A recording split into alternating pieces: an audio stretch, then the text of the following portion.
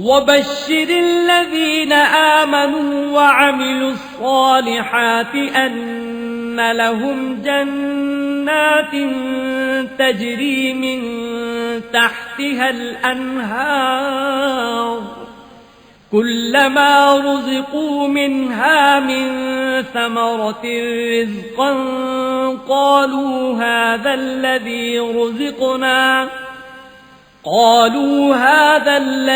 رزقنا من قبل وأتوا به متشابها ولهم فيها أزواج مطهرة وهم فيها خالدون۔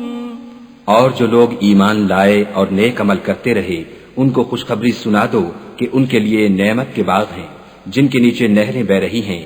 جب انہیں ان میں سے کسی قسم کا میوہ کھانے کو دیا جائے گا تو کہیں گے یہ تو وہی ہے جو ہم کو پہلے دیا گیا تھا، اور ان کو ایک دوسرے کے ہم شکل میوے دیے جائیں گے، اور وہاں ان کے لیے پاک بیویاں ہوں گی اور وہ بہشتوں میں ہمیشہ رہیں گے۔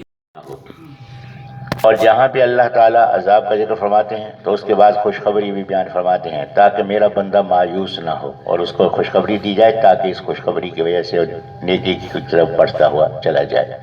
اس سے ایک بات معلوم ہوئی، حضرت شیخ امام اعظم رحمۃ اللہ علیہ، اللہ انہیں اجر عظیم عطا فرمائے، کہ انہوں نے نتیجہ نکالا۔ فرمایا کہ ایمان کس کو کہتے ہیں؟ فرمایا کہ ایمان امید اور خوف کے امتزاج کا نام ہے۔ اور یہاں سے یہ بات معلوم ہو رہی ہے کہ جہاں ڈر سنایا یہ خوف ہے، اور اس کے بعد خوشخبری سنا دی یہ امید ہے، اور جہاں خوشخبری سنائی وہ امید ہے، اس کے بعد پھر ڈر سنا دیا یہ خوف ہے۔ تو ایمان کیا ہے؟ امید اور خوف کے امتزاج کا نام ہے۔ حضرت نے یہ نتیجہ نکالا۔ تو یہاں اللہ تبارک و تعالیٰ نے اعدت للکافرین عذاب بیان فرما کے اب اللہ تعالیٰ خوشخبری بیان فرما رہے ہیں قرآن مجید میں اپنے ضابطے کے لحاظ سے۔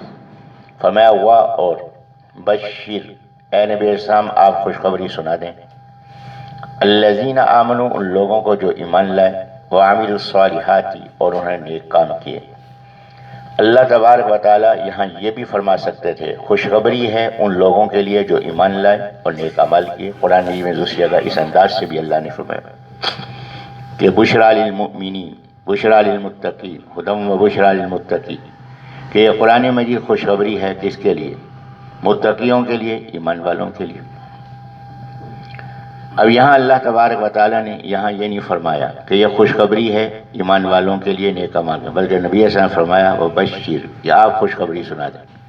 جب نبی علیہ السلام کو خوشخبری سنانے کا حکم دیا تو یہ اعزاز ہے، تعظیم ہے کس کی؟ ایمان والوں کی، کہ یہ خوشخبری کے لائق ہیں، تو نبی علیہ السلام کو آپ خوشخبری سنا دیں، تو یہ ان کی تعظیم ہے اور ان کا اکرام ہے۔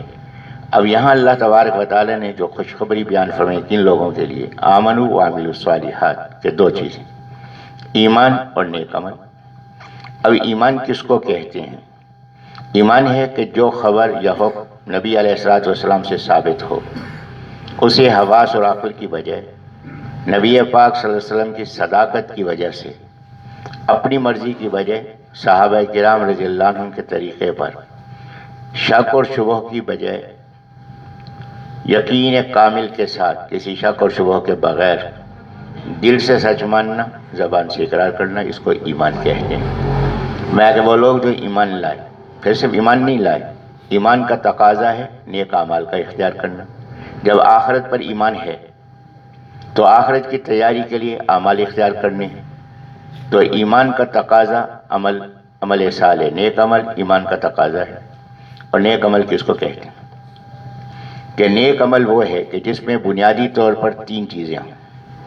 فمن کان یرجو لقاء ربہ فلیعمل عملا صالحا ولا یشرک بعبادۃ ربہ احدا۔ بنیادی طور پر تین چیزیں ہوں، ایک چیز کی عقیدہ صحیح ہو، جس کا عقیدہ صحیح نہیں اس کا عمل قبول نہیں، تو عقیدہ صحیح ہو۔ دوسری بات یہ ہے کہ عمل اپنا بنا ہوا نہ ہو، شریعت سے ثابت ہو، اور شریعت کے ذرائع چار ہیں: قرآن مجید، حدیث پاک، اجماع امت اور مجتہد کا اجتہاد۔ تو یہ چار ذریعوں میں سے کسی ذریعے سے وہ عمل ثابت ہونا چاہیے۔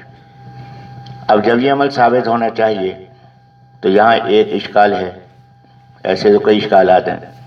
حضرت ہم نے اجتہاد کیا ہے کہ جب ہم مردے کو دفن کرتے ہیں، اس کی تدفین کرتے ہیں، تو اذان دیتے ہیں، یہ ہم نے اجتہاد کیا ہے۔ تو شریعت کی بنیادیں 4 ہیں، جب 4 بنیادیں ہیں، اجتہاد اور قیاس بھی اس کی بنیاد ہے، تو ہم نے اجتہاد اور قیاس کیا ہے۔ کیوں؟ اس لیے کہ نبی علیہ السلام نے فرمایا کہ جب اذان کی آواز سنتا ہے شیطان تو وہاں سے بھاگتا ہے، اور حضرت نے جس جگہ کا نام لیا کہ اب یہاں اگر مسجد نبوی میں اذان دی جائے تو شیطان اتنا بھاگے گا، فلاں جگہ تک بھاگے گا، تو وہاں سے 36 میل کا فاصلہ ہے۔ تو 36 میل کا جو ہے وہ فاصلہ ہے، جو 56-57 کلومیٹر ہو جاتے ہیں، تو اتنی دور بھاگتا ہے۔ تو ہم اس لیے جو ہے وہ قبر میں اس کو دفن کرنے کے بعد اذان دیتے ہیں۔ ہم نے یہاں سے اجتہاد کیا ہے، اس حدیث سے ہم نے اجتہاد کیا ہے کہ شیطان کو بھگانا ہے تاکہ شیطان اس پہ اثر انداز نہ ہو اور یہ منکر نکیر کے سوالات کے جوابات آسانی سے دے سکے۔ اب یہاں ایک بنیادی اصول ذہن نشین فرما لیا جائے، اجتہاد اور قیاس کہاں ہوگا؟ اجتہاد اور قیاس وہاں ہوگا جہاں نیا معاملہ پیش آ رہا ہو۔ قبر میں دفن کرنا کیا نبی علیہ السلام کے زمانے میں موجود نہیں تھا؟ تدفین موجود تھی۔ کیا اذان نبی علیہ السلام کے زمانے میں موجود نہیں تھی؟ اذان موجود تھی۔ جب اذان بھی موجود تھی، تدفین بھی موجود ہے، تو نئی بات تو کوئی پیدا نہیں ہوئی۔ جب نئی بات پیدا نہیں ہوئی تو اجتہاد اور قیاس کی ضرورت نہیں، تو اس کو اسی انداز میں اختیار کیا جائے گا جس انداز میں نبی علیہ السلام اور صحابہ کرام نے اختیار فرمایا۔ یہ تو ہے اصولی بات، جو اجتہاد کے جواز کی جو بات ہے اس میں اصول ہے کہ اجتہاد اور قیاس کہاں ہوگا؟ جہاں پہلے بات موجود نہ ہو، نئی بات سامنے آئی ہو۔ جب نئی بات سامنے آئی ہے تو پھر اس پہ اجتہاد اور قیاس کیا جائے گا۔ کون کرے گا؟ جس میں اجتہاد اور قیاس کی صلاحیت ہوگی وہ کرے گا۔ لَعَلِمَهُ الَّذِينَ يَسْتَنبِطُونَهُ مِنْهُمْ، یہ خود اللہ نے ضابطہ بیان فرمایا کہ ہر آدمی اپنی مرضی سے نہیں کرے گا، بلکہ جن میں اجتہاد و استنباط کی صلاحیت ہے ان سے رجوع کیا جائے گا، اور وہ جو فیصلہ کریں گے اس کے مطابق عمل کیا جائے گا۔ اب ایک بات تو یہ ہے، اور دوسری عقلی بات یہ ہے کہ شیطان کے اثرات اس دنیا کی زندگی میں ہیں۔ جب دنیا کی زندگی سے کوئی آدمی برزخ میں منتقل ہو گیا تو اب شیطان برزخ میں نہیں منتقل ہوا، شیطان عالم دنیا میں ہے، اس کے اثرات وہاں منتقل نہیں ہوتے، وہاں اس کے اثرات منتقل نہیں ہوتے، شیطان کے اثرات منتقل نہیں ہوتے۔ پھر ایک اعتراض ہوگا کہ جناب آپ اس بات کے قائل ہیں کہ مرنے والے کے لیے دعائے مغفرت کی جائے، جہاں ایک فتنہ کھڑا ہوا۔ اس نے کہا جب شیطان کے اثرات برزخ میں نہیں، تو پھر جو آپ یہاں پڑھتے ہیں مردے کے لیے ایصال ثواب کے لیے، تو اس کو بھی ایصال ثواب نہیں، کیونکہ آپ ہی تو عالم دنیا میں ہیں، تو آپ کے اثرات وہاں کیسے منتقل ہوں گے؟ یہاں پھر ایک اصول ذہن میں رکھیں کہ عقل کو تابع رکھنا ہے نبی علیہ السلام کی خبر پر۔ اب یہ خبر نبی علیہ السلام نے دی کہ مردے کے لیے دعائے مغفرت کریں، مردے کے لیے نماز جنازہ پڑھیں، تو اگر یہ بات وہاں نہ پہنچتی تو نبی علیہ السلام اس کا حکم ہی کیوں دیتے اور اس کی تعلیم ہی کیوں فرماتے؟ تو لہذا یہ بات بھی فرما دی گئی کہ شیطان کے اثرات منتقل نہیں ہوتے، اور یہ بات بھی فرما دی گئی کہ تم اس کے لیے دعائے مغفرت کرو گے اس کو فائدہ پہنچے گا، اس کے لیے تم مال خرچ کرو گے اس کو فائدہ پہنچے گا، اس کے لیے قرآن مجید پڑھو گے اس کا فائدہ پہنچے گا۔ لہذا اپنی عقل کو تابع رکھنا ہے نبی پاک صلی اللہ علیہ وسلم کی خبر اور ان کے حضرت کے حکم کے، تو اپنی مرضی سے بات نہیں نکالنی۔ اب یہاں پھر اسی طرح ایک مثال ہے کہ جناب ہم اذان دیتے ہیں، قرآن مجید میں اللہ تبارک و تعالی نے فرمایا کہ اے ایمان والو تم نبی علیہ السلام پر درود و سلام پڑھو، لہذا یہ قرآن مجید کے اندر حکم موجود ہے۔ جب ہم اذان دیتے ہیں تو اذان کے ساتھ ہم یہ درود و سلام پڑھ رہے ہیں، تو یہاں اللہ نے یہ تو نہیں فرمایا کہ فلاں وقت میں پڑھو فلاں وقت میں نہ پڑھو، لہذا اگر ہم اذان کے ساتھ پڑھ رہے ہیں تو یہ فضیلت کی بات ہے۔ پھر اس کا جواب وہی ہے کہ کیا نبی علیہ السلام کے زمانے میں اذان تھی کہ نہیں تھی؟ اذان تھی۔ نبی علیہ السلام کے زمانے میں یہ آیت نازل ہو چکی تھی کہ نہیں ہو چکی تھی؟ ایمان والو تم درود و سلام پڑھو، ہو چکی تھی۔ حضرات صحابہ کرام رضی اللہ عنہم نے قرآن کس سے سمجھا؟ نبی علیہ السلام سے سمجھا۔ جب نبی علیہ السلام سے سمجھا تو انہوں نے اس عمل کو اختیار کیا۔ بلال رضی اللہ عنہ نے کسی اذان کے ساتھ درود و سلام پڑھا ہے؟ نہیں پڑھا۔ جب نہیں پڑھا تو یہ نئی بات پیدا ہوگی، اسی کو بدعت کہتے ہیں، کہ لہٰذا اگر شریعت کے چاروں باتوں سے کوئی بات ثابت نہ ہو اور اجتہاد اور قیاس کہاں ہوگا؟ اجتہاد اور قیاس وہاں ہوگا جہاں معاملہ نیا پیش آئے. اگر اذان اب نازل ہوئی ہے تو پھر اس کے ساتھ درود السلام آپ پڑھ لیں، اور اگر اذان پہلے سے موجود ہے اور درود السلام کا حکم بھی پہلے سے موجود ہے، تو جب یہ دونوں چیزیں موجود ہیں، ان کو یکجا نہیں کیا گیا، تو لہٰذا جو یکجا نبی علیہ السلام نے نہیں فرمایا، صحابہ کرام رضی اللہ عنہم نے نہیں فرمایا، ائمہ کرام مجتہدین نے نہیں فرمایا، تو پھر مجھے اور آپ کو کہاں حاصل ہے کہ ہم اس کو یکجا کریں؟ تو لہٰذا اس سے بچنا ضروری ہے. اسی کو بدعت کہتے ہیں کہ نیکی کا کام جو ثابت نہ ہو اور اس کو اختیار کیا جائے اور اس کو نیکی بنا لیا جائے تو اس کو بدعت کہتے ہیں. اور یہی سب سے زیادہ خطرناک صورت ہے کہ شیطان نے کہا کہ میں 4 اطراف سے انسان کو گمراہ کروں گا، اور دائیں طرف جو ہے یہی ہے کہ میں نیکی نہیں ہوگی، بظاہر عمل نیکی کا ہوگا، اس میں اس کو میں ایسا پھنساؤں گا کہ وہ نیکی سمجھ کر اس کو کرے گا اور بدعات کے اندر مبتلا ہوگا. تو یہاں اللہ تبارک و تعالیٰ نے یہ بات ارشاد فرمائی کہ آپ خوشخبری سنا دیں کن کو؟ ان کو جو ایمان لائے اور ان نیک اعمال کیے. اور نیک اعمال کے بارے میں عرض کر رہا تھا کہ نیک عمل کون سا عمل ہے، قبولیت والا عمل کون سا ہے؟ سب سے پہلی بات یہ کہ کرنے والے کا عقیدہ صحیح ہو. دوسری بات یہ ہے کہ وہ عمل شریعت سے ثابت ہو. تیسری بات یہ ہے کہ نیت خالص ہو، اللہ کو راضی کرنا ہو، کوئی مفاد اس کے اندر مقصود نہ ہو، کہ دنیاوی مفاد مقصود نہ ہو، صرف اللہ کو راضی کرنا ہو. 3 باتیں. چوتھی بات کہ یہ نہیں کہ اس پہ حضرات نے فرمایا کہ اس پہ چوتھی بات ہے صبر. صبر کہتے ہیں استقامت کو. صبر کے ایک معنی استقامت کے ہیں کہ جو کام نیکی کا شروع کیا ہے اس کو تسلسل کے ساتھ برقرار رکھنا. یعنی کبھی موڈ آ گیا تو کر لیا، موڈ نہیں تھا نہیں کیا، نہیں. فرمایا کہ قبولیت اس کے عمل کے اندر ہے کہ جس کو مستقل مزاجی کے ساتھ اس عمل کو اختیار کیا جائے. تو بنیادی طور پر 3 باتیں، اور یہ چوتھی بات مزید اضافی ہے. بنیادی باتیں 3 ہیں جو سورۃ کہف کے آخر میں اللہ نے بیان فرما دی. عقیدہ صحیح، عمل شریعت سے ثابت، نیت صحیح، اللہ کو راضی کرنا. اور پھر چوتھی بات جو ہے یہ اضافی ہے، وہ ہے کہ پھر مستقل مزاجی بھی ہو. یہ نہیں کہ کبھی کام کر لیا کبھی چھوڑ دیا، نہیں، بلکہ مستقل مزاجی کے ساتھ اس کو اختیار کریں اس عمل نیک عمل کو، تو اس کے لیے جو ہے فائدہ ہے، قبولیت کا ہے، اور وہ خوشخبری کے مستحق ہیں. فرمایا خوشخبری ان کو کون سی دی جائے؟ ان لہم، یقیناً ان کے لیے ہے، جنات، ان کے لیے ہیں جنات، باغات. جنات جمع ہے اور جنت واحد ہے.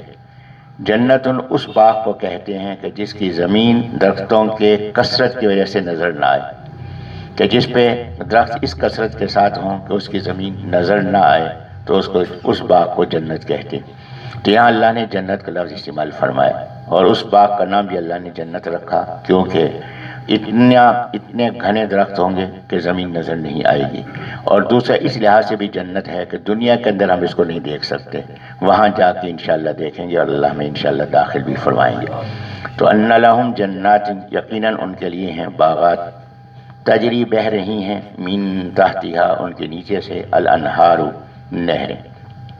اب پھر یہاں تھوڑا سا تجوید کے حساب سے اور فرمائیں. وَبَشِّرِ الَّذِينَ آمَنُوا وَعَمِلُوا الصَّالِحَاتِ.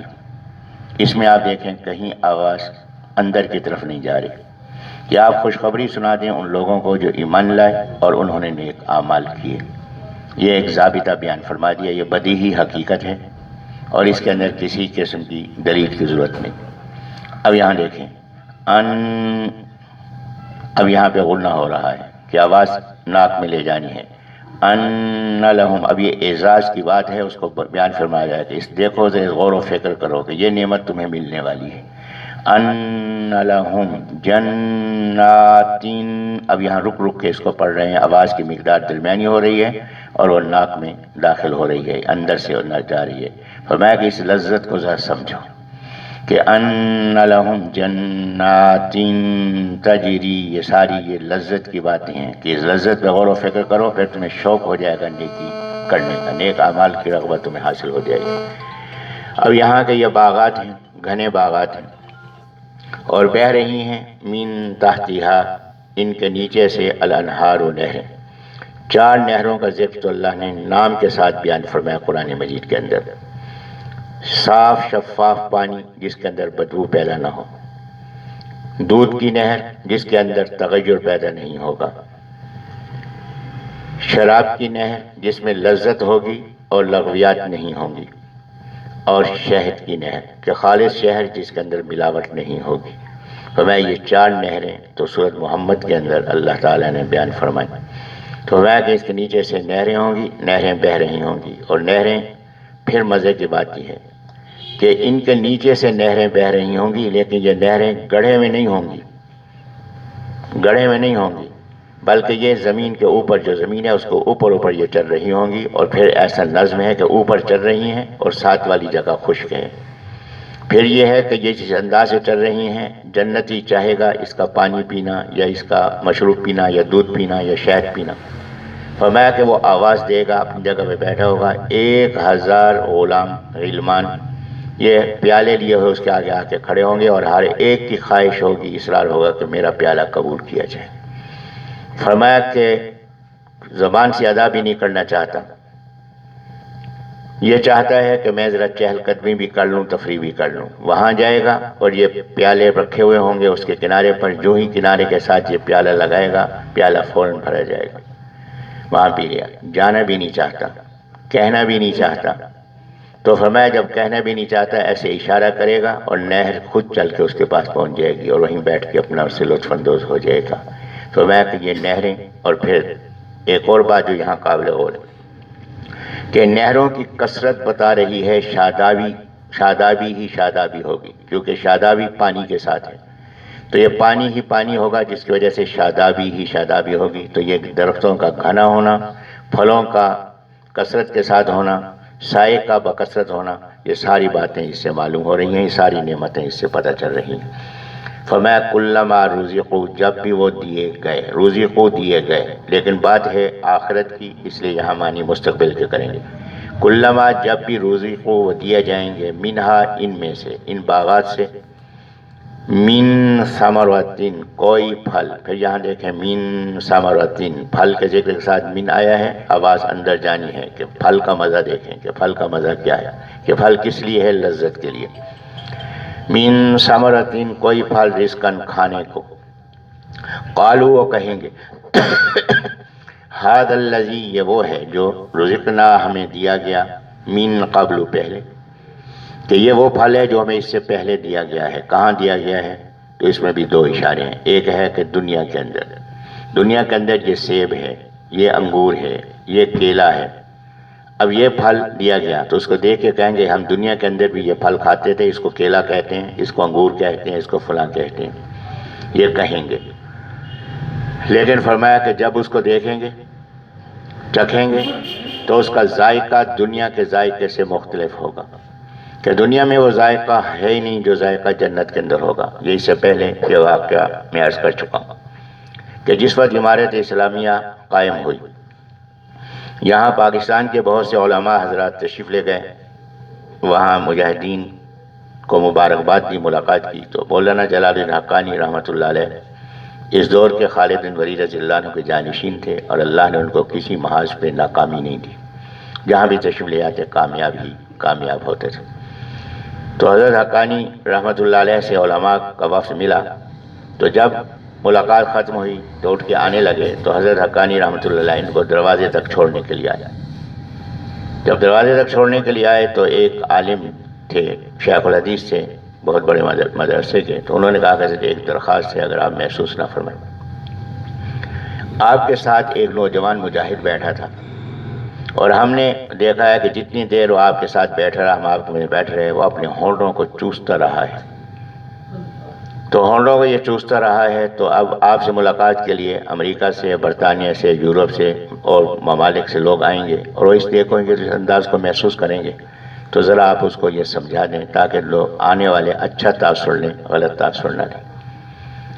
حضرت نے ہنستے ہوئے فرمایا کہ اس کو روکنا نہ میرے بس کی بات ہے، نہ تمہارے بس کی بات ہے، اور نہ دنیا جہاں کے سارے انسان مل کے اس کو روک سکتے۔ میں حضرت ایسی کیا بات ہے کہ مجاہد ہے، آپ کا ساتھی ہے، اور آپ کا حکم نہیں مانے گا؟ کہنے لگے کہ جو چیز سامنے آ گئی ہے اس کے بارے میں تو حکم نہیں مانا جا سکتا۔ ہم نے 8 افراد بھیجے تھے ایک مہم کے لیے، ان میں ایک یہ بھی تھا۔ جب یہ 8 افراد وہاں گئے تو مقابلہ ہوا، اس مقابلے میں شدید زخمی ہوئے، 7 کی شہادت ہو گئی، یہ بھی بالکل شہادت کے قریب تھا، بچنے کی کوئی امید نہیں تھی۔ اس حالت میں اس نے دیکھا کہ آسمان سے 8 حوریں نازل ہوئی اور ان کے ہاتھ میں پیالے، ان کے ہاتھوں میں پیالے ہیں، ایک ایک حور نے ایک ایک پیالہ ہر شہید کے منہ کے ساتھ لگا دیا۔ جو 8ویں تھی اس نے اس کے منہ کے ساتھ لگایا، ابھی اس نے پیا نہیں تھا، صرف پیالہ منہ گھونٹوں کے ساتھ لگا تھا۔ 7 والی نے کہا کہ یہ ابھی عالم دنیا میں ہے، اس نے پیالہ ہٹا دیا۔ اس کے بعد ہم وہاں پہنچ گئے تو دشمن فرار ہو گیا، تو ہم نے ان 7 افراد کو جو شہید ہو چکے تھے ان کو بھی اٹھایا، اس کو بھی اٹھا کے لائے، تو اس کا علاج کیا گیا، الحمدللہ یہ تندرست ہو گیا۔ جب یہ تندرست ہو گیا اس وقت سے اپنے ہونٹ جو ہے چوستا ہے، کہتا ہے جو لذت اس پیالے کے لگنے سے تھی آج تک دنیا میں کسی چیز میں وہ لذت مجھے محسوس نہیں ہوتی۔ ابھی تو پیالہ لگا تھا، پیالے کا مشروب تو اندر ہی نہیں گیا۔ تو فرمایا کہ ذائقے کی تبدیلی، شکل و صورت ایک جیسی لیکن ذائقے کی تبدیلی، وہ بھی ہی متشابہہ، اور وہ دیے جائیں گے ملتے جلتے۔ ایک ہے تشبیہ، ایک ہے تشابہ۔ تشبیہ اور تشابہ میں فرق کیا ہے؟ تشابہ کہتے ہیں جو ظاہری لحاظ سے ایک جیسا ہو، اور تشبیہ وہاں اس تشبیہ کا لفظ وہاں استعمال ہوتا ہے جو صفات کے لحاظ سے ایک جیسا ہو۔ ظاہری لحاظ سے ایک جیسا نہ ہو، صفات کے لحاظ سے ایک جیسا ہو، وہاں تشبیہ کا لفظ استعمال کرتے ہیں۔ اور جہاں پہ ظاہری لحاظ سے ایک جیسا ہو وہاں تشابہ کا لفظ استعمال کرتے ہیں۔ اس کی میں مثال عرض کر دوں تاکہ الجھن نہ رہے کہ ایک آدمی ہے، میں نے کہا کہ یہ کیا ہے؟ یہ شیر ہے، یہ اللہ کا شیر آ گیا۔ اب ظاہری لحاظ سے کوئی آپس میں چیز مل رہی ہے؟ نہیں مل رہی۔ شیر کی جسامت، شیر کا انداز اور ہے، انسان کا انداز اور ہے، تو اس کو تشبیہ کہتے ہیں۔ صفت مل رہی ہے کہ میں نے اس کو شیر کہا ہے بہادری کی وجہ سے، تو یہ صفت مل رہی ہے، ظاہر نہیں مل رہا، صفت مل رہی ہے۔ اور تشابہ جو ہے وہ کسی رنگ کی وجہ سے، کسی صورت کی وجہ سے اگر کہا جائے کہ یہ چیز اس جیسی ہے تو یہ تشابہ ہے۔ تو ظاہر کی وجہ سے تشابہ کہ یہ دودھ کی طرح سفید ہے، یا اب یہ سفید ہے تو ظاہری شکل مل رہی ہے، تو جہاں ظاہری شکل ملے گی وہاں تشابہ ہے، اور جہاں معنوی صفت ملے گی وہاں تشبیہ ہے۔ تو یہاں اللہ نے فرمایا وہ بھی متشابہہ، وہ دیے گئے متشابہ، ایک جیسے رنگ اور صورت، یہ دونوں ایک جیسے ہوں گے، کہ جیسے دنیا کے اندر ان کے رنگ ہیں ویسے وہاں رنگ ہوگا، جیسے یہاں صورت ہے وہاں صورت ہوگی، لیکن ذائقے میں مختلف۔ ایک بات۔ دوسری بات، جنت کے جو پھل ان کو دیے جائیں گے ایک دفعہ دیے جائیں گے، اس کے بعد دوبارہ جو پھل دیے جائیں گے وہ کہیں گے یہ پھل تو وہی ہے جو ہمیں پہلے دیا گیا، کہا جائے گا اس کو چکھ کر دیکھو، جب وہ چکھے گا تو ذائقہ مختلف ہوگا۔ تو ایک ایک رنگت والے، ایک ایک شکل والے جو پھل ہوں گے مختلف ذائقوں کے ہوں گے، فرمایا یہ لذت ہوگی۔ پھر یہ ایک جیسے کیوں دیے جائیں گے؟ ایک جیسے اس لیے دیے جائیں گے کہ ایک تفریح کی کیفیت پیدا ہوگی کہ یہ تو وہی ہے، کہ نہیں ذرا چکھو تو صحیح، ایک لطف کی کیفیت مجلس کی وہ پیدا ہوگی۔ تو فرمایا کہ وَلَهُمْ، اور ان کے لیے فیہا، اس میں، ان جنات میں، ازواج مطہرۃ، پاکیزہ بیویاں ہوں گی، وَهُمْ فِيهَا خَالِدُونَ، اور وہ اس میں ہمیشہ رہنے والے ہوں گے۔ تو یہاں ازواج مطہرہ کے بارے میں انشاءاللہ کل گفتگو ہوگی، صرف یہاں ایک بات عرض کرتا ہوں کہ وَهُمْ فِيهَا خَالِدُونَ، وہ اس میں ہمیشہ رہنے والے ہوں گے۔ نبی علیہ السلام نے فرمایا جب اہل جنت میں داخل ہو جائیں گے تو اعلان ہوگا کہ زندگی ہے، اب تمہیں موت نہیں آئے گی، تم زندہ رہو گے، تمہیں موت نہیں آئے گی۔ دوسرا اعلان یہ کہ تم جوان رہو گے، کبھی بوڑھے نہیں ہوگے۔ تیسرا اعلان یہ کہ تم صحت مند رہو گے، کبھی بیمار نہیں ہوگے۔ چوتھا اعلان یہ کہ یہ نعمتیں تمہیں ہمیشہ میسر رہیں گی، کسی نعمت کی تمہیں محتاجی نہیں ہوگی۔ تو 4 اعلان، فرمایا کہ وہ اس میں ہمیشہ رہنے والے ہیں، نہ ان سے نکالے جائیں گے، نہ یہ نعمتیں ان سے لی جائیں گی، تو میں اس میں ہمیشہ کے لیے رہیں گے۔ اللہم اجعلنا منہم۔ اللہ مجھے بھی آپ کو بھی خوش نصیبوں میں بنا دے۔ إن الله لا يستحيي أن يضرب مثلا ما بعوضة فما فوقها فأما الذين آمنوا فيعلمون أنه الحق من ربهم وأما الذين كفروا فيقولون ماذا أراد الله بهذا مثلا يضل به كثيرا ويهدي به كثيرا وما يضل به إلا الفاسقين۔ خدا اس بات سے آر نہیں کرتا کہ مچھر یا اس سے بڑھ کر کسی چیز مثلا مکھی مکڑی وغیرہ کی مثال بیان فرمائے۔ جو مومن ہیں وہ یقین کرتے ہیں کہ وہ ان کے پروردگار کی طرف سے سچ ہے، اور جو کافر ہیں وہ کہتے ہیں کہ اس مثال سے خدا کی مراد ہی کیا ہے۔ اس سے خدا بہتوں کو گمراہ کرتا ہے اور بہتوں کو ہدایت بخشتا ہے، اور گمراہ بھی کرتا ہے تو نافرمانوں ہی کو۔ اسلام کو مبعوث فرمایا۔ انبیاء کرام علیہم السلام جو معصوم ہیں اور ان پہ وحی آتی ہے، نہ معصومیت عقل سے معلوم کی جا سکتی ہے، نہ وحی عقل سے معلوم کی جا سکتی ہے، تو اللہ تبارک و تعالیٰ نے ان کی پہچان کے لیے معجزہ عطا فرمایا کہ معجزے سے انسانی عقل پہچان لیتی ہے کہ یہ اللہ کے نبی ہیں۔ نبی پاک صلی اللہ علیہ وسلم جو انبیاء کرام علیہ السلام میں سب سے آخر میں بحیثیت نبی تشریف لائے، ان کو اللہ تعالیٰ نے قیامت تک کے لیے بنیادی دائمی معجزہ عطا فرمایا، وہ ہے قرآن مجید۔ قرآن مجید کے بارے میں دو اعتراض تھے جو مخالفین نے کیے۔ ایک اعتراض یہ تھا کہ قرآن مجید تھوڑا تھوڑا کر کے نازل ہو رہا ہے اور اللہ سوچنے سے پاک ہے۔ اگر یہ اللہ کا کلام ہوتا تو جیسے پہلی کتابیں اکٹھی نازل ہوئی ہیں، تورات، انجیل، اسی طرح قرآن مجید بھی اکٹھا نازل ہوتا۔ اس کا جواب اللہ تبارک و تعالیٰ نے یہاں یہ فرما دیا کہ اگر تمہیں شک ہے کہ یہ اللہ کا کلام نہیں تو تم اس جیسا کلام بنا کر دکھا دو۔ ظاہر ہے کہ اس میں وہ عاجز ہوئے۔ پھر اللہ نے یہ بھی فرما دیا کہ اگر تم نے نہ کیا اور یہ بھی فرما دیا کہ تم کر ہی نہیں سکتے تو یہ قیامت تک کے لیے حکم ہے۔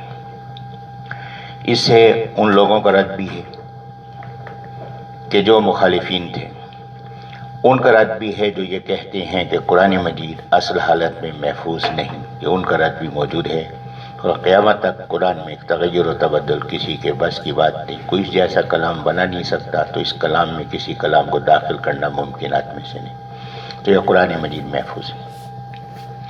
اس کے بعد اللہ تبارک و تعالیٰ نے یہ بات ارشاد فرمائی کہ جہنم کی آگ سے اپنے آپ کو بچاؤ، اور جہنم کی آگ سے بچنے کی صورت یہی ہے کہ نبی پاک صلی اللہ علیہ وسلم سے وابستہ ہو اور قرآن مجید پر عمل کرو نبی علیہ السلام کی تعلیمات کے مطابق۔ پھر یہاں یہ بات گزارش کی گئی تھی کہ اللہ تعالیٰ نے فرمایا کہ جہنم کی آگ یہ کافروں کے لیے تیار کی گئی۔ یہ اللہ نے ماضی میں بات بیان فرمائی کہ کافروں کے لیے عدت تیار کی گئی۔ جب یہ تیار کی گئی تو اس کے اندر ایک اشارہ یہ ہے کہ جہنم اس وقت موجود ہے، اور دوسری بات اس کے اندر یہ ہے کہ یہ جہنم کافروں کے لیے بنی ہے، اور ایمان والوں کو اشارتاً یہ ترغیب دی ہے کہ ایمان والوں تم جہنم کی آگ سے اپنے آپ کو بچانے کی کوشش کرو، کہ اپنے گناہوں کی وجہ سے انسان جہنم میں جائے گا اور پھر وہاں سے پاک ہو کے جنت میں داخل ہوگا، تو تم اعمال ہی ایسے اختیار کرو کہ تمہیں جہنم میں جانا ہی نہ پڑے۔ تو یہ کافروں کی چیز ہے، تم اپنے آپ کو اس سے بچاؤ، جیسے دنیا کے اندر تم نے اپنے آپ کو کفر سے بچایا، اسی طرح سے ان اعمال سے بھی بچاؤ جو جہنم میں لے جانے والے اعمال ہوں۔ اب یہاں اس فتنے کا رد ہے جو کہتے ہیں کہ نہیں، جہنم ابھی تیار نہیں ہوئی، یہ اس وقت تیار ہوگی۔ بعض لوگ تو جہنم کے وجود کے منکر ہیں، جہنم سے مراد وہ ملامت کی کیفیت لیتے ہیں۔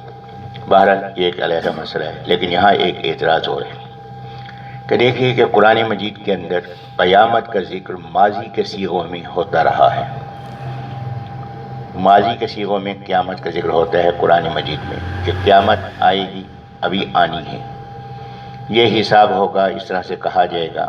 تو ان باتوں کو اللہ تعالیٰ نے قرآن مجید میں ماضی کے صیغوں میں بیان فرمایا، جس کے اندر اس بات کا اظہار ہے کہ جس طرح تمہارا ماضی یقینی ہے اسی طرح اس کو بھی تم یقینی سمجھو۔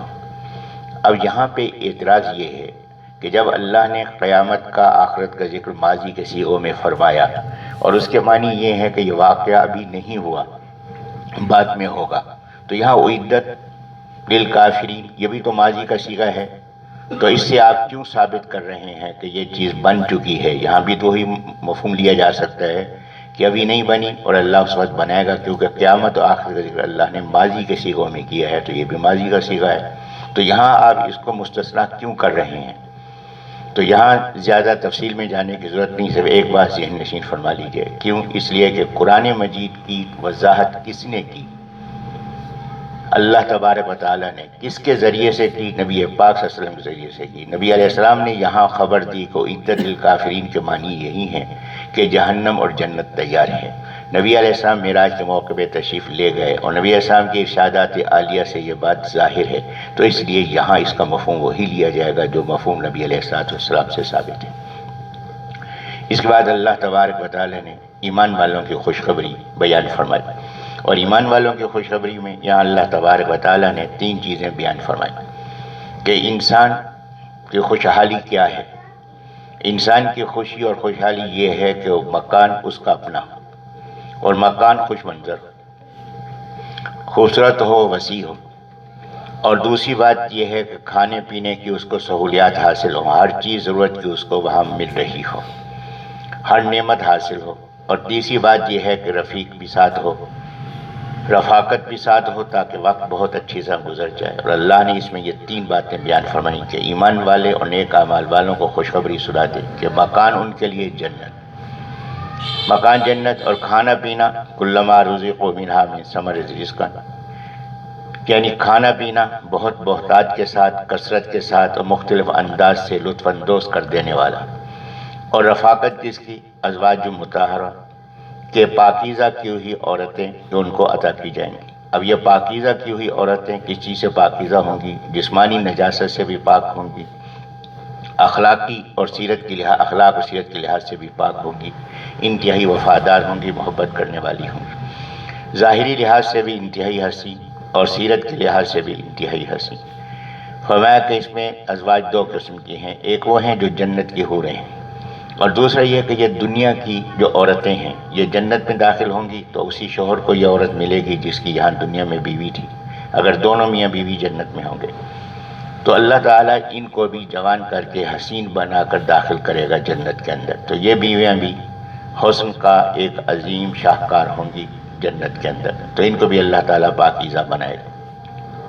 تو یہاں ایک اور بات جو قابل غور ہے کہ یہ عورتیں جو یہاں بوڑھی ہو گئیں یا جن کی شکل و صورت ایسی ہے کہ جو قبول صورت ہے اور اچھی صورت نہیں ہے، تو وہاں پہ اللہ تعالیٰ ان کو حسن صورت عطا فرمائیں گے۔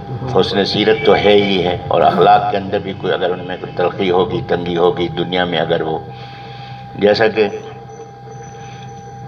ایک صاحب بیٹھے ہوئے تھے، ان کی زوجہ محترمہ ٹیلی فون کر رہی تھی کسی کو، تو ٹیلی فون کر رہی تھیں اور بڑی ہنس کے باتیں کر رہی تھیں، تو شوہر صاحب خوش ہو گئے کہ آج بیوی صاحب اچھے موڈ میں ہیں، بیوی صاحب اچھے موڈ میں ہیں، تو انہوں نے کہا کہ بیگم ماشاءاللہ آج تو بڑے اچھے اخلاق سے گفتگو کر رہے ہیں۔ میں نے کہا خاموش رہو، کس نے کہا تم مداخلت کرو؟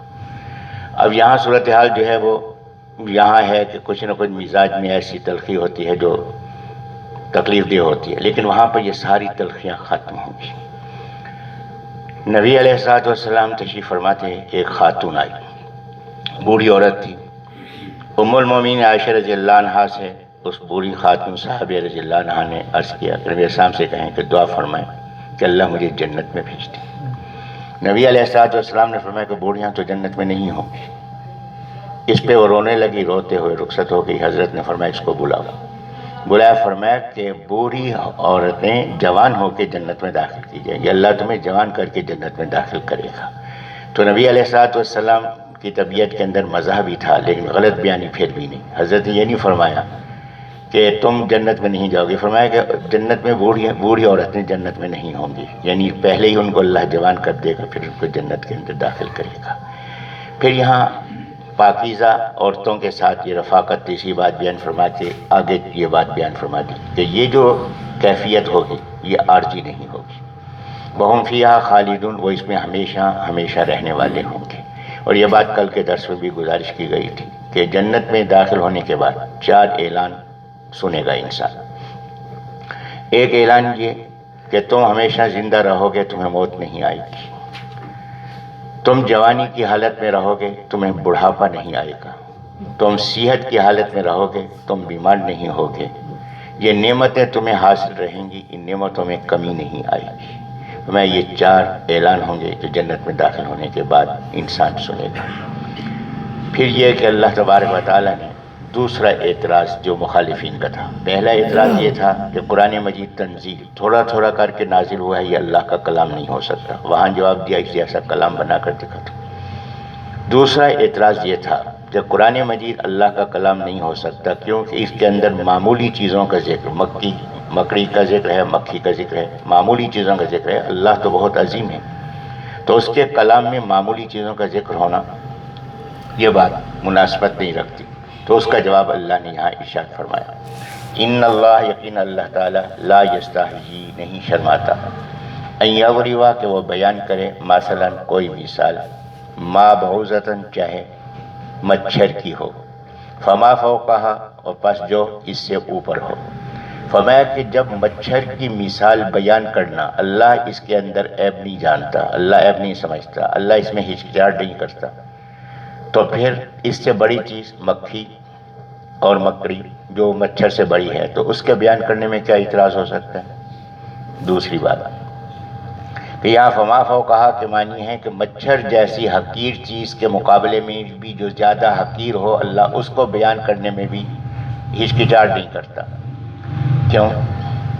فرمایا کہ یہ اصول ہے، ضابطہ ہے۔ اعتراض کرنے والے تو اعتراض کر رہے ہیں، لیکن یہ اعتراض خلاف عقل ہے۔ پہلا جو اعتراض تھا اس پہ جواب دیا کہ تم جیسا بنا کر دکھا دو، وہ عاجز کرنے کا جواب تھا۔ یہاں جو جواب ہے یہ عقلی جواب ہے۔ عقلی جواب یہ ہے کہ جب مثال بیان کی جاتی ہے تو مثال بیان کرنے والا اپنے ساتھ مثال بیان نہیں دیتا، بلکہ جس کی مثال بیان کر رہا ہے اس کے ساتھ مطابقت ضروری ہے۔ تو اللہ تبارک و تعالیٰ اپنی مثال تو بیان نہیں فرما رہا مکڑی کے ساتھ یا مکھی کے ساتھ، اللہ تو بیان فرما رہا ہے ان لوگوں کی مثال جو اس کام کے اندر لگے ہیں۔ تو کلام کی عمدگی یہ ہے، کلام کی عمدگی یہ ہے کہ وہ مطابقت رکھتی ہو، جس بات کو بیان کیا جائے اس کے ساتھ مطابقت رکھتی ہو۔ تو لہذا اللہ نے جو مثال بیان فرمائی ہے مکڑی کی یا مکھی کی، اللہ نے اپنی تو بیان نہیں فرمائی، اللہ نے تو ان کی بیان فرمائی ہے جن کے ساتھ یہ مماثلت ہے۔ تو کلام کی عمدگی کا اصول یہ ہے کہ مثال ایسی ہو کہ جس کے ساتھ بیان کی جائے اس سے وہ مطابقت رکھتی ہو۔ تو لہذا یہ اعتراض خلاف عقل اعتراض ہے جو تم نے کیا ہے۔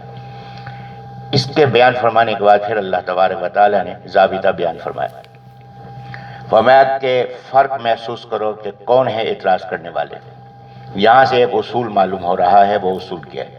فرمایا فَأَمَّا الَّذِينَ آمَنُوا، پس اگر ہیں وہ جو ایمان لائے، فَيَعْلَمُونَ، پس وہ جانتے ہیں، أَنَّهُ الْحَقُّ، یقیناً یہ حق ہے، مِن رَبِّهِمْ، ان کے رب کی طرف سے، کہ جو بات اللہ نے بیان فرما دی اس پہ کوئی اعتراض نہیں، اپنی عقل کو تابع کرنا ہے اللہ کے حکم کے، نہ کہ اللہ کے حکم کو تابع کرنا ہے اپنی عقل کے۔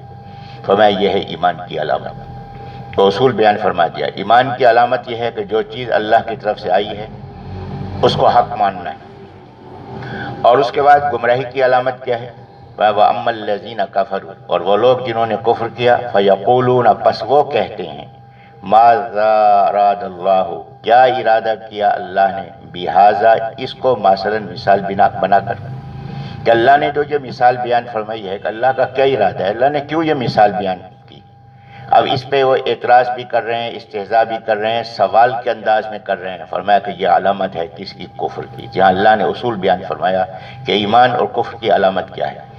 ایمان کی علامت یہ ہے کہ جو کچھ اللہ کی طرف سے آیا ہے اس کو بالکل اسی انداز سے قبول کرنا ہے، یہ ہے ایمان کی علامت۔ اور اس پہ اعتراض کرنا، اس پہ سوال کرنا، تو فرمایا کہ یہ علامت کفر ہے۔ تو یہاں اللہ نے ایمان اور کفر کی علامت کو واضح فرما دیا کہ دور حاضر کے اندر یہ تحقیق، فلاں تحقیق، ابھی کل ہی ایک اسکالر کا فون آیا کہ یونیورسٹی میں تحقیقی کام ہو رہا تھا اور بڑے بڑے محققین کہ یہ حالات کے مطابق اجتہاد کرنا چاہیے، دور حاضر کے اندر عورت کا پردہ نہیں ہونا چاہیے، وراثت میں مرد و عورت کو برابر دینا چاہیے۔ تو اس بارے میں انہوں نے مجھ سے سوالات کیے، تو اللہ تعالیٰ نے جوابات وہاں عرض کرا دیے۔ تو میں نے یہ بات گزارش کی کہ میں نے کہا کہ اللہ کو تو معلوم نہیں تھا کہ حالات کی تبدیلی ہوگی، عورت کی ضرورت بڑھ جائے گی، تو اس کے لیے اللہ نے وراثت کے قانون میں اس کی تبدیلی کی گنجائش نہیں رکھی، نص نازل فرما دی۔ اور پردے کے بارے میں نص نازل فرما دی، نعوذ باللہ من ذالک۔ جو حالات آپ بیان فرما رہے ہیں، جو آج پیش آئے ہیں، یہ اللہ کے علم میں تو تھے ہی نہیں، تو اس لیے اللہ تبارک و تعالیٰ نے لا علمی میں نعوذ باللہ من ذالک سارے احکامات جاری فرما دیے۔ کہنے کہ نہیں، یہ تو نہیں ہو سکتا۔ میں نے کہا جب اللہ کو قیامت تک کے حالات معلوم تھے تو اس کے معنی ہے کہ اسی حکم پہ عمل کرنا ممکنات میں سے ہے۔ اللہ نے خود فرمایا لا یکلف اللہ نفسا الا وسعها، کہ اللہ تعالیٰ اس کام کا حکم نہیں دیتا جو اس کی استطاعت سے باہر ہو۔ تو اس کے معنی ہے کہ ہم نے اپنی استطاعت کو تباہ کیا ہے، برباد کیا ہے، وگرنہ اللہ کا حکم اس لائق ہے کہ اس کو قبول کیا جائے، اس کے مطابق اپنے نظریات کو ڈھالا جائے۔ الحمدللہ ان حضرات کے ذہن میں، کچھ حضرات کے ذہن میں بات آ گئی، کچھ تذبذب کی حالت میں تھے، تو اللہ ان کو بھی ہدایت دے دے گا۔ تو یہاں اللہ تبارک و تعالیٰ نے فرق بیان فرما دیا کہ ایمان کا اور کفر کا فرق یہ ہے کہ اللہ کی کسی بات پہ کوئی اعتراض نہیں، اس کو من و عن قبول کرنا ہے، یہ ہے ایمان کی علامت، اور اللہ تبارک و تعالیٰ کی بات پہ اعتراض کرنا یہ ہے کفر کی علامت۔ اب فرمایا کہ یہ سوال کرتے ہیں کہ اللہ نے مثالیں کیوں دی، یہ مثالیں کیوں بیان فرمائی، اس کا پھر اللہ اس کی وجہ بیان فرما رہے ہیں۔ فرمایا یضل بہ کثیرا، کہ وہ گمراہ کرے اس کے ذریعے بہت کو، ویہدی بہ کثیرا، اور ہدایت دے اس کے ذریعے بہت کو۔ اب یہاں یہ ہے کہ گمراہ تو اللہ کرتا ہے، نعوذ باللہ من ذالک، ہدایت بھی اللہ دیتا ہے، گمراہ بھی اللہ کرتا ہے۔ تو اس میں ایک بنیادی بات ذہن نشین فرما لیں، ایک ہے ہدایت بیان، ایک ہے ہدایت بیان، ایک ہے ہدایت توفیق۔ اللہ کی طرف سے جو ہدایتیں ہیں وہ دو قسم کی ہیں، ایک ہے ہدایت بیان کہ ہدایت کو بیان کر دیا جائے، کہ راستہ صحیح بتا دیا جائے، یہ ہے ہدایت بیان۔ تو انبیاء کرام علیہ السلام نے ہدایت بیان کہ انبیاء نے تشریف لائے، انہوں نے آ کے ہدایت کا راستہ بتلا دیا۔ ایک ہے ہدایت توفیق کہ اس راستے پہ چلنے کی توفیق عطا فرمانا، یہ اللہ کے اختیار میں ہے۔ تو ہدایت بیان اور ہدایت توفیق، اسی طرح گمراہی بھی دو قسم کی ہے، ایک گمراہی ہے بیان کے لحاظ سے گمراہی، ایک ہے توفیق کے لحاظ سے گمراہی۔ بیان کے لحاظ سے گمراہی نہیں کہ اللہ نے انبیاء علیہ السلام کو بھیجا کہ نہ ماننے والوں کے سامنے بھی بیان کیا جائے، ہدایت بیان کی جائے، ان کو ہدایت سے آگاہ کر دیا جائے۔ انا ہدیناہ السبیل اما شاکرا و اما کفورا، کہ ہم نے اس سے پہلے فرمایا کہ نبتلیہ، کہ ہم انسان کو آزماتے ہیں، فجعلناہ سمیعا بصیرا، کہ ہم نے اس انسان کو بنایا ہے نہایت سننے والا، نہایت دیکھنے والا۔ جب اس کو سننے اور دیکھنے والا بنا دیا، پھر انا ہدیناہ السبیل، پھر ہم نے اس کو راستے کی رہنمائی کر دی، اما شاکرا و اما کفورا، بھی اس کی اپنی مرضی ہے کہ شکر گزار بن جائے یا اللہ کی اس نعمت کی ناشکری کرنے والا بنے، یہ اس کے اختیار میں۔ اب جب اس کے اختیار میں ہے تو یہاں یہ بات بیان کی جا رہی ہے کہ گمراہ اللہ کرتا ہے۔ اللہ گمراہ کرتا ہے کہ کیا معنی ہے کہ اللہ اس کو توفیق ہدایت کی نہیں دیتا، جس کو ہدایت کی طلب نہیں اللہ اس کو توفیق نہیں دیتا۔ راستہ دکھانا تو انبیاء علیہ السلام نے راستہ تو دکھا دیا ہے، تو ہدایت بیان سب کے لیے۔ تو اللہ گمراہ کرتا ہے یعنی اللہ ہدایت کی توفیق نہیں دیتا ان لوگوں کو جو اللہ کی بات ماننے کو تیار نہ ہوں، اور جو اللہ کی بات ماننے کو تیار ہوں اور اس کے لیے محنت کریں، کوشش کریں، والذین جاہدوا فینا لنہدینہم سبلنا، فرمایا کہ وہ ہماری طرف کوشش تو کریں، بڑھے تو صحیح، پھر دیکھیں کہ ہماری ہدایت کیسے بڑھ کے ان کو آگے اپنی لپیٹ میں دیتی ہے اور ہدایت کے راستے ان کے لیے ہموار ہوتے ہوئے چلے جاتے ہیں۔ تو یہ بات اللہ نے بیان فرما دی اور فرمایا کہ یہی بات آگے پھر واضح فرما دی، وما یضل، اور نہیں گمراہ کرتا بھی اس کے ذریعے یا اس کی وجہ سے الا الفاسقین، مگر فاسقوں کو۔ فاسق فسق کے معنی حد سے نکلنا، اور یہاں فاسق سے مراد کیا ہے تو اس پہ انشاءاللہ کل گفتگو ہوگی، اور فسق کے اثرات کیا ہیں اور فسق کی صورتیں کیا ہیں اس پہ اللہ کل انشاءاللہ گفتگو ہوگی۔ اللہ مجھے بھی آپ کو بھی صحیح ہدایت پر چلنے کی کمزور ترین ڈالا ہے، تمام گھروں سے سب سے زیادہ کمزور گھر مکڑی کا گھر ہے، اور شرک کرنا یہ اپنے آپ کو مکڑی کے گھر میں ڈالنا ہے، تو ظاہر ہے کہ اس کے اندر کہاں تحفظ ہو سکتا ہے، تحفظ نہیں ہو سکتا۔ یہ اور بات ہے کہ اللہ تبارک و تعالیٰ کی قدرت ہے، وہ کمزور چیز سے بھی طاقتور کا کام لے لے۔ جب نبی پاک صلی اللہ علیہ وسلم ہجرت کے لیے تشریف لے گئے تو نبی علیہ السلام غار ثور میں ابو بکر صدیق رضی اللہ عنہ کے ساتھ مقیم تھے، تو ابو جہل اور اس کے رفقا حضرت کی تلاش میں نکلے۔ کھوجی ساتھ تھا جس وقت وہ کھوج لگاتا ہوا قدموں کے نشانات دیکھتا ہوا اس غار ثور پہ پہنچا۔ اگر جھانک لیتے اندر تو نبی علیہ السلام نظر آ جاتے۔ ابو بکر رضی اللہ عنہ ساتھ تھے، اور جہاں ابو بکر رضی اللہ عنہ جو ہیں یہاں بڑی فکر مندی کی کیفیت تھی۔ کہا ابو بکر صدیق رضی اللہ عنہ نے کہ حضرت بس گھیرے میں آ گئے، اگر میں پکڑا جاؤں تو ایک آدمی کا نقصان ہے، اگر یہ مجھے پکڑ کے قتل کر دیں تو ایک آدمی کا نقصان ہے، اور خدا نہ خواستہ اگر آپ کی گرفت ہو گئی اور آپ کو شہید کر دیا گیا تو پوری امت ہلاک ہو جائے گی، ہدایت کا ذریعہ کوئی باقی نہیں رہے گا۔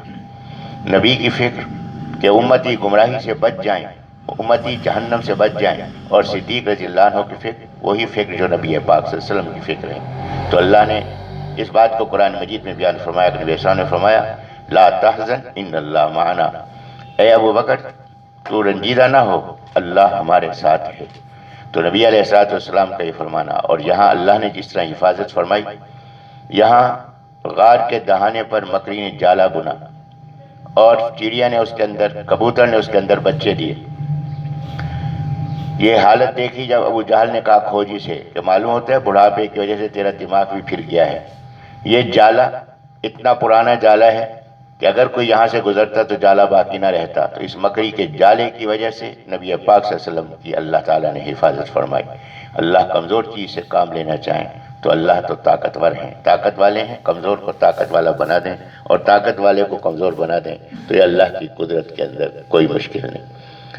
تو فرمایا کہ جب یہ اعتراض ہوا ہے کہ جناب اس میں مکھی کا ذکر ہے، مکڑی کے جالے کا ذکر ہے، تو یہ اللہ کی شان سے مطابقت نہیں رکھتی بات۔ تو یہاں اللہ نے جو جواب ارشاد فرمایا کہ مثال جو دی جاتی ہے اس مثال کی مطابقت مثال دینے والے سے نہیں ہونی چاہیے، مثال کی مطابقت جس کے لیے مثال دی گئی ہے اس سے ہونی چاہیے۔ اللہ مثال دینے والا ہے، اور مثال کس کی دی جا رہی ہے؟ مشرکوں کی دی جا رہی ہے۔ جب مشرکوں کی مثال دی جا رہی ہے تو مشرکوں کی مثال کس چیز سے دی جائے گی؟ جو چیز ان سے مطابقت رکھتی ہوگی۔ تو یہ کلام قرآن مجید کی فصاحت و بلاغت کی دلیل ہے، نہ کہ کمزوری کی بات ہے جس کو تم بطور کمزوری پیش کرنا چاہ رہے ہو۔ کہ مثال جو بیان کرتا ہے مثال دینے والا، وہ اپنی مثال بیان نہیں کرتا، وہ جس چیز کی مثال بیان کر رہا ہے اس چیز سے اس مثال کی مطابقت چاہیے۔ تو اللہ نے جہاں مکھی کی مثال بیان فرمائی، کیا وہاں مطابقت ہے یا نہیں؟ کہ اللہ فرما رہے ہیں کہ یہ تمہارے جو معبود ہیں، بت ہیں، اس قدر بے بس ہیں کہ سارے مل کے ایک مکھی نہیں بنا سکتے، بلکہ بنانا تو دور کی بات ہے، مکھی ان کے آگے سے کوئی چیز اٹھا کر اڑ جائے تو اس کو پکڑ بھی نہیں سکتے، واپس بھی نہیں لا سکتے۔ تو یہ مثال اللہ نے اپنی تو بیان نہیں فرمائی، اللہ نے ان معبودوں کے بیان فرمائی۔ تو کیا یہ مثال مناسبت رکھتی ہے یا مناسبت ان کی بے بسی کی نہیں رکھتی؟ یقیناً اس سے مناسبت رکھتی ہے۔ تو مثال کی مناسبت اس چیز کے ساتھ ہونی چاہیے جس کی مثال دی گئی ہے، کہ نہ کہ مثال دینے والے کے ساتھ۔ تو لہذا یہاں اللہ نے اس بات کی وضاحت فرمائی کہ اللہ تبارک و تعالی، تم تو مکھی اور مکڑی کی بات کرتے ہو، اللہ تو مچھر کی مثال پیش کرنے میں بھی ہچکچاہٹ نہیں رکھتا۔ جو چیز جس طرح مثال ہوگی مناسب، اللہ اسی طرح سے اس کو بیان فرمائے گا۔ تو یہ کلام کی عظمت کی دلیل ہے، نہ کہ کلام پر اعتراض ہے۔ اب یہ اعتراض انہوں نے اس لیے کیا کہ کوئی بات ان کے پاس تھی نہیں، انہوں نے ایک بات کہہ دی، تو اللہ نے اس کے جواب میں یہ بات فرما دی، ان اللہ، یقیناً اللہ تعالی، لا یستحیی، نہیں شرماتا، این یغضب، کہ وہ بیان کرے۔ ضربن کے ایک معنی ہوتے ہیں مارنے کے، ہر جگہ مناسبت کے معنی ہوں گے، اور ضربن کے ایک معنی ہوتے ہیں چلنے کے، اور ضربن کے ایک معنی ہیں بیان کرنے کے۔ تین چیزیں، تین معنی اس کے اندر ہیں، قرآن مجید کے اندر استعمال ہوا ہے ضرب۔ ایک معنی ہے کیا؟ مارنا، کہ حضرت موسیٰ علیہ نبی جینا علیہ السلام نے عصا مارا پتھر پر، یہ ہے مارنا۔ ایک ہے چلنا، چلنے کے معنی میں استعمال ہوا ہے ضرب، اور ایک ہے بیان کرنا۔ تو یہاں یضرب جو ہے بیان کرنے کے معنی میں ہے کہ ان اللہ لا یستحیی، یقین اللہ نہیں شرماتا، این یضرب، کہ وہ بیان کرے، مثلا کوئی مثال، ما بعوضۃ، چاہے وہ مچھر کی ہو، بعوضہ مچھر کی، فما فوقہا، پس جو اس سے اوپر۔ کہ اللہ تبارک و تعالی نے مثال بیان فرمائی مکھی اور مکڑی کی، اور تم اس پہ اعتراض کر رہے ہو۔ مثال تو اللہ تعالیٰ نے بیان فرمائی ہے تمہاری، لہٰذا اللہ تبارک و تعالیٰ مچھر کی مثال بیان فرمائیں تو بھی بیان فرما سکتے ہیں، اور بلکہ جو مچھر سے کم درجے کی چیز ہو اس کی مثال بھی بیان کی جا سکتی ہے، اس لیے کہ جس کی مثال دی جا رہی ہے اس کی حقارت کو ظاہر کرنا مقصود ہے۔ تو ظاہر مقصود کس کی حقارت ہے؟ جس کی مثال بیان کی جا رہی ہے۔ اللہ تو مثال بیان فرمانے والا ہے، اور اللہ اس مثال کو بیان نہ فرمائے تو اعتراض ہو سکتا ہے، کیوں کہ اس لیے کہ مثال بیان کرنے والے سے مطابقت نہیں، بلکہ مثال کی مطابقت اس چیز کے ساتھ ہونی چاہیے جس کی مثال بیان کی جا رہی ہے۔ پھر اللہ نے یہاں ایک ضابطہ بیان فرمایا، فَأَمَّا الَّذِينَ آمَنُوا، پس وہ لوگ جو ایمان لائے، فَيَعْلَمُونَ أَنَّهُ الْحَقُّ مِن رَبِّهِمْ، وہ اعتراض نہیں کیا کرتے۔ یا قرآن مجید پر اعتراضات، احادیث پر اعتراضات یا کون کرتے ہیں؟ فرمایا جن کا ایمان کمزور ہے، یہ جو ایمان سے محروم ہیں، جو ایمان والے ہیں بس ان کے لیے اتنی بات کافی ہے کہ یہ کس کی بات ہے؟ یہ میرے رب کی بات ہے۔ جب رب کی بات ہے تو اب اعتراض کی گنجائش نہیں، اور بلکہ اپنے نفس کو، اپنی عقل کو تابع کرنا ہے، کس کے؟ اللہ کی بات کے تابع کرنا ہے، نہ کہ اللہ کی بات کا تجزیہ کرنا ہے اپنے دماغ سے اور اپنی عقل سے۔ مزید اس کی تفصیل انشاءاللہ کل ہوگی، کیونکہ پیشی ہے میری، مجھے جانا ہے، تو آپ حضرات دعا بھی فرمائیں گے، اللہ تعالیٰ آسانی پیدا فرمائیں۔ الحمدللہ رب العالمین الرحمن الرحیم مالک یوم الدین، اللہم صلی وسلم وبارک علی سیدنا ومولانا محمد وبارک وسلم۔ اللہم الذين ينقضون عهد الله من بعد ميثاقه ويقطعون ما أمر الله به أن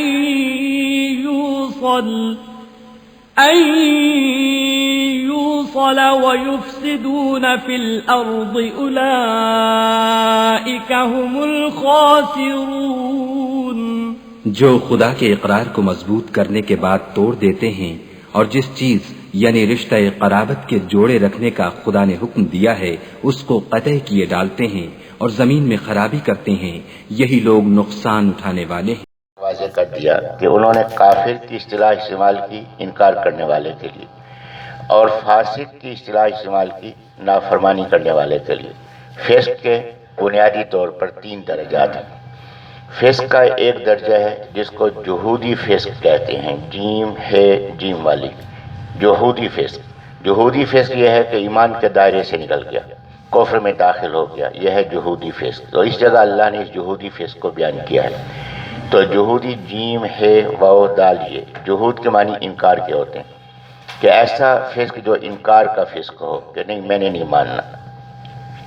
دوسرا فسق وہ ہے جس کو ارتکابی فسق کہتے ہیں، کہ اس نے ارتکابی فسق کیا ہے کہ گناہ کو گناہ سمجھتا ہے، لیکن گناہ کو گناہ سمجھنے کے باوجود بھی اس سے گناہ ہو جاتا ہے، تو یہ گناہ کبیرہ کا ارتکاب ہوا، یہ ارتکابی فسق ہے۔ اور اس کے ساتھ ایک فسق ہے جو انہماکی فسق ہے۔ انہماکی فسق جو ہے وہ یہ ہے کہ گناہوں میں، گناہ کبیرہ میں ڈوبا ہوا ہے، بس نافرمانی میں پڑا ہوا ہے تو ایمان والا، لیکن اس نے جو طریقہ کار اختیار کر رکھا ہے وہ گناہ کا اختیار کر رکھا ہے، یہ انہماکی فسق ہے۔ تو فسق کے 3 درجات ہیں۔ ایک درجہ ہے جہودی جیم کے ساتھ، جیم ہے واو دال یہ، جہودی نہیں ماننا، انکار کرنا، اس جگہ جہودی فسق کا ذکر ہے۔ اور دوسرا فسق ہے انہماکی فسق، ایمان تو لایا ہے لیکن ایمان لانے کے بعد گناہوں میں ڈوبا ہوا ہے، گناہوں کو چھوڑنے کو تیار نہیں، شراب میں پڑا ہوا ہے، زنا میں پڑا ہوا ہے، سود میں پڑا ہوا ہے، یہ ہے انہماکی فسق۔ اس کے بعد تیسرے درجے کا فسق ہے جو سب سے چھوٹا فسق ہے، وہ ہے ارتکابی فسق۔ گناہ کو گناہ بھی مان رہا ہے، نیکی بھی کر رہا ہے، لیکن پھر بھی اس سے کوئی نہ کوئی گناہ کسی وجہ سے ہو جاتا ہے، صحبت کی وجہ سے ہو گیا، ماحول کی وجہ سے ہو گیا، یا کوئی ایسی ترغیب ہو گئی گناہ کی جس سے گناہ میں جا پڑا، یہ ہے ارتکابی فسق۔ تو یہاں اللہ تبارک و تعالیٰ نے جہودی فسق بیان فرمایا ہے، اور یہ بات کہ میں نے گزارش کی کہ قرآن مجید کے اندر جو فسق ہے وہ گناہ کے معنی میں بھی استعمال ہوا ہے۔ بئس الاسم الفسوق بعد الایمان، کہ فاسق جو ہے وہ کافر ہونا ضروری نہیں ہے، ہاں جو ان باتوں میں سے کسی بات کا انکار کرے گا جن کا ماننا اسلام میں لازم ہے تو وہ فاسق کافر ہوگا۔ اصطلاح کے اندر فاسق اس کو کہتے ہیں جو گناہ کا مرتکب ہو۔ یا ایھا الذین آمنوا ان جاءکم فاسق بنبأ فتبینوا، تو وہاں بھی فاسق اللہ نے گناہگار کو کہا ہے۔ اب ایک ہے کافر، ایک ہے فاسق، ایک ہے فاجر، ان تینوں میں فرق کیا ہے؟ کافر وہ ہے کہ جو باتیں اسلام میں ماننا ضروری ہیں ان میں سے کسی بات کا یا اس کے کسی جز کا انکار بھی کرے گا تو وہ کافر ہو جائے گا۔ میں ایک مثال عرض کر رہا ہوں کہ 100 باتیں ماننا ہیں اسلام میں ضروری۔ اگر ایک آدمی جو ہے یہاں امتحان میں تو یہ ہے کہ اگر 33% نمبر لے لے تو کامیاب ہے، اور دینی مدارس میں 40% نمبر لے گا تو کامیاب ہوگا، تو کامیاب ہو جائے گا۔ اگر 70-75% نمبر لے لے تو اعزاز ہے، 80-91-92% نمبر لے لے تو بہت بڑا اعزاز ہے۔ لیکن ایمان کے معاملے میں ایک بات ذہن میں رکھیں، یہاں 99.9% کو مانتا ہے، 1% کا انکار کرتا ہے تو بھی کافر ہوگا، وہ ایمان والا نہیں ہوگا۔ تو یہ ایمان کا ضابطہ اس انداز سے۔ تو جو ان باتوں میں سے کسی بات کا انکار کرتا ہے جن کا ماننا ضروری ہے وہ کافر ہے۔ اور فاسق اصطلاح میں کہتے ہیں اس کو کہ جو مانتا تو ہے لیکن پھر بھی گناہ کا ارتکاب کرتا ہے، یہ فاسق ہے۔ ایک ہے فاجر۔ فاجر اس گناہگار کو کہتے ہیں کہ جو اپنے گناہ کا علانیہ اظہار کرتا ہے، تو یہ فاجر ہے۔ فاسق اور فاجر میں انجام کے لحاظ سے فرق کیا ہے؟ اس کی مثال یہ ہے کہ ایک آدمی ہے روزہ نہیں رکھتا، لیکن دوسروں کو معلوم نہیں کہ روزہ رکھے بغیر ہے، یہ معلوم نہیں ہے، تو یہ فاسق ہے۔ روزہ نہیں رکھ رہا، فاسق ہے، لیکن سریعام کھاتا ہوا چل رہا ہے تو یہ فاجر ہے کہ اپنے گناہ کا اعلان کر رہا ہے۔ ایک آدمی ہے غلط پروگرام ٹیلی ویژن پہ یا میڈیا وغیرہ پہ دیکھ رہا ہے، یہ فاسق ہے، لیکن آگے آ کے مجھے بتاتے، آپ کو بتاتے کہ میں نے رات یہ دیکھا، یہ کیا، وہ کیا، یہ فاجر ہے کہ ایک گواہ بنا رہا ہے، کس کو؟ اپنے گناہ کا گواہ بنا رہا ہے کسی اور کو۔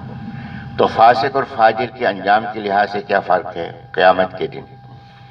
فاسق کے بارے میں کہ جس کا فسق ہے اور کسی کے سامنے ظاہر نہیں، تو اللہ تبارک و تعالیٰ اس کی کسی نیکی کی وجہ سے اس کے گناہوں کو معاف فرماتے ہیں۔ فرمایا کہ ایک آدمی ہوگا، ایک مثال دی ہے، ایسے تو بہت سے لوگ ہوں گے، فرمایا کہ اللہ تعالیٰ اس سے فرمائے گا کہ نامہ اعمال پڑھ۔ وہ اپنا نامہ اعمال پڑھے گا، گناہ سامنے آئے گا، پریشان ہو جائے گا، یہاں تو احساس نہیں ہے لیکن وہاں جا کے احساس ہوگا، ماحول سے احساس پیدا ہوتا ہے، وہاں احساس پیدا ہوگا کہ میں نے گناہ کیا ہے اور اس کی سزا کیا ہے، پریشان ہوگا، چہرہ سیاہ ہونا شروع ہو جائے گا۔ تو اللہ تعالیٰ فرمائیں گے کہ دوسرا گناہ پڑھ، آگے پڑھے گا، دوسرا گناہ پڑھے گا، مزید چہرہ سیاہ ہو جائے گا۔ جب اپنے سارے گناہ پڑھ لے گا تو خوف کی وجہ سے چہرہ انتہائی سیاہ ہو جائے گا، یقینی ہوگا کہ یہ سزا ہے، میں اس سزا کو کیسے بھگتوں گا۔ کوئی نیکی اس کی یا اس کے لواحقین میں سے کسی کی دعائیں، تو اللہ تبارک و تعالیٰ فرمائیں گے کہ یہ تیرا گناہ ایسا ہے جو لوگوں کے سامنے ظاہر نہیں، میں اب بھی اس کو ظاہر نہیں کرتا، تو جا جنت میں نے تیری بخشش فرما دی۔ اور کچھ لوگ وہ ہوں گے جو فاجر، جنہوں نے اپنے گناہوں کا دوسروں کو گواہ بنایا ہوگا، تو اللہ فرمائیں گے تیرا فیصلہ اب سب کے سامنے ہوگا، تو ذلت اور رسوائی کے بعد، اگر بخشش بھی ہوئی تو ذلت اور رسوائی کے بعد ہوگی۔ تو لہذا فاسق وہ ہے جو گناہگار ہے، اور فاجر وہ ہے جو اپنے گناہ کا اظہار کرتا ہے، دوسروں کو گواہ بناتا ہے۔ اس لیے حکم ہے کہ ایک آدمی کی نماز رہ گئی، اب وہ نماز کی قضا کر رہا ہے، اب یہ خوبی کی بات ہے، لیکن دوسروں کے سامنے نہ کرے۔ کیوں؟ اس لیے کہ جب دوسروں کے سامنے کرے گا تو دوسرے دیکھیں گے تو گواہ ہوں گے کہ اس نے نماز چھوڑی ہے، تو اس کے گواہ بنیں گے۔ تو اس لیے یہ یہاں 2-3 ساتھی اکٹھے ہیں اور ایک دوسرے کی نماز چھوٹنے کے گواہ ہیں، تو وہ ایک دوسرے کے سامنے نماز پڑھیں، تاکہ جیسے چھوٹنے کے گواہ ہیں ایسے قضا کے بھی گواہ ہو جائیں کہ نماز پڑھی گئی ہے۔ لیکن اگر کسی کو میری قضا کا علم نہیں ہے، میری نماز کے رہ جانے کا علم نہیں ہے، تو مجھے چاہیے کہ اس کے سامنے نہ پڑھوں۔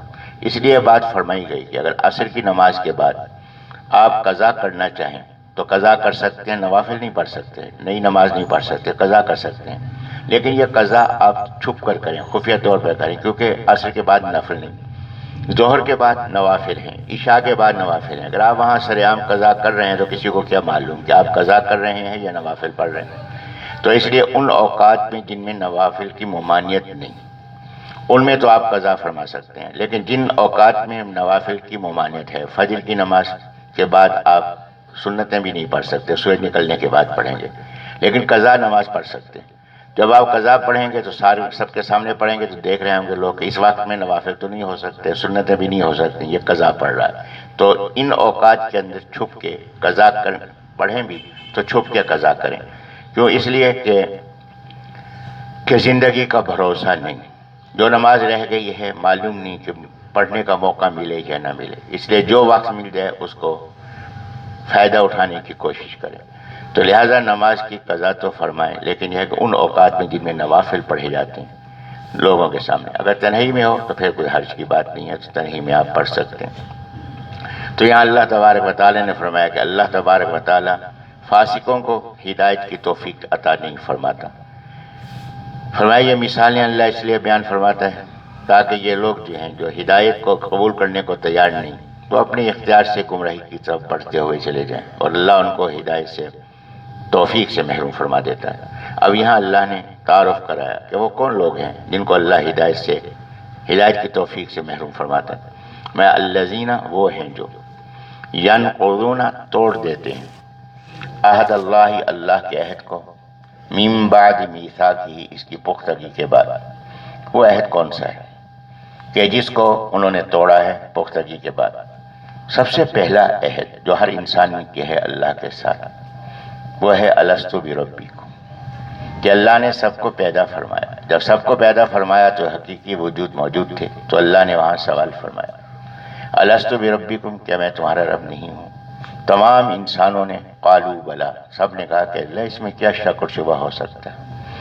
اب یہ اللہ سے عہد ہو گیا، جب اللہ سے عہد ہو گیا اب زمین میں آئے، دنیا میں آئے، جب عالم دنیا میں آئے تو ہر انسان کے دل میں وہ عہد موجود ہوتا ہے۔ اس لیے حکم ہے کہ جس وقت بچہ پیدا ہو آپ اس کے دائیں کان میں اذان کہیں، بائیں کان میں اقامت کہیں، کیوں؟ اس لیے کہ وہ عہد اس کے دل میں ہوتا ہے، تو جب آپ اذان کہیں گے، اقامت کہیں گے تو عہد اس کو یاد آئے گا، تو اس کی بنیاد یہاں سے بن گئی، تو لہذا بنیاد بنی، اس کے مطابق وہ چلے گا۔